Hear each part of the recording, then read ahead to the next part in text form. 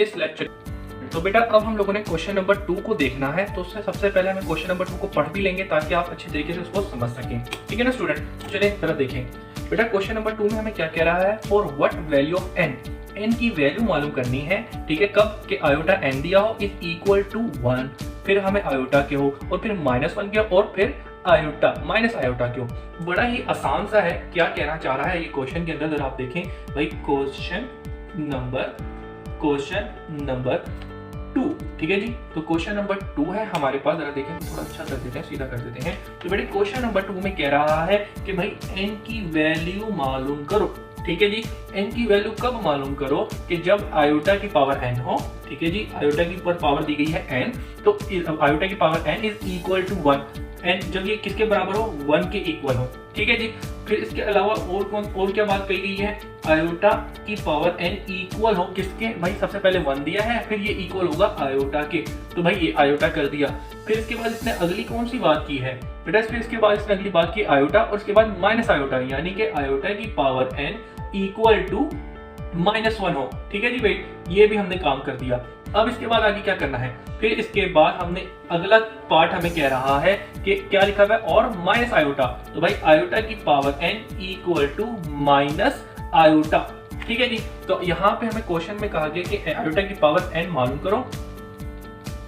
यहाँ पे हमें क्वेश्चन में कहा गया कि भाई आयोटा के ऊपर पावर n है और ये इक्वल है 1 के, आयोटा के, -1 के और माइनस आयोटा के। तो यहाँ पे हम n की वैल्यू कैसे मालूम करके, तो बहुत ही ज्यादा आसान है, कोई मुश्किल चीज नहीं है। इसको करने के लिए आपके पास सिर्फ दिमाग नहीं, ये 4 फार्मूले भी होने चाहिए, 4 नहीं ये 3 फार्मूले होने चाहिए। क्या, आयोटा स्क्वायर होता है -1 के, आयोटा क्यूब होता है माइनस आयोटा के और आयोटा 4 बराबर होता है 1 के।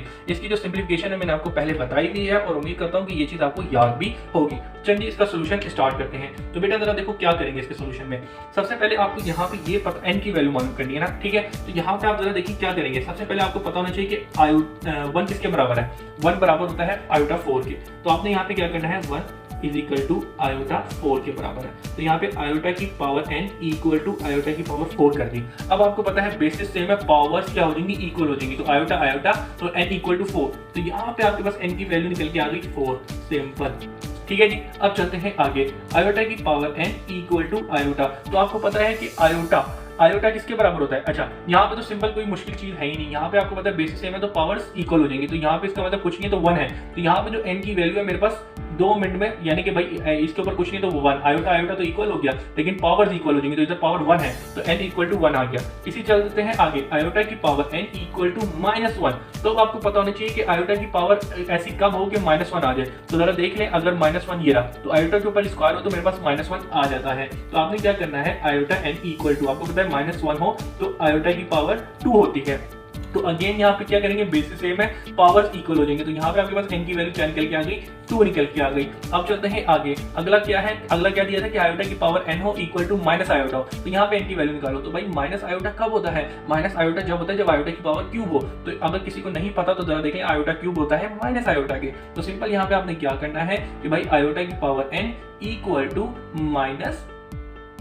माइनस आयोटा, तो माइनस आयोटा, चलो पहले माइनस आयोटा लिखते हैं। आपको पता होना चाहिए कि माइनस आयोटा किसके बराबर होता है, आयोटा क्यूब के। तो लिहाजा आपने माइनस आयोटा की जगह आयोटा क्यूब लिख दिया। अब आपको पता है कि बेसिस सेम है तो पावर इक्वल हो जाएंगी, तो n इज इक्वल टू 3 निकल के आ गया है। तो अब आप अपनी बुक के पीछे जाके आंसर भी वेरीफाई कर सकते हैं। तो सिंपल आपको ये फॉर्मूले याद होने चाहिए और n की पावर आपको निकालनी थी। तो बेसिस सेम करके पावर इक्वल करी तो वहां से आपने n की वैल्यूज निकालनी है। तो यहाँ पे आके हमारा क्वेश्चन नंबर 1 एंड 2 दोनों होते हैं कंप्लीट। दोनों ही क्वेश्चन पेपर में एमसीक्यूज पॉइंट ऑफ व्यू से बहुत ज्यादा इंपॉर्टेंट है। तो उम्मीद करता हूँ यहाँ पे सारी चीजें होंगी क्लियर। किसी किस्म का भी कंफ्यूजन हो तो आप कमेंट्स में पूछ सकते हैं।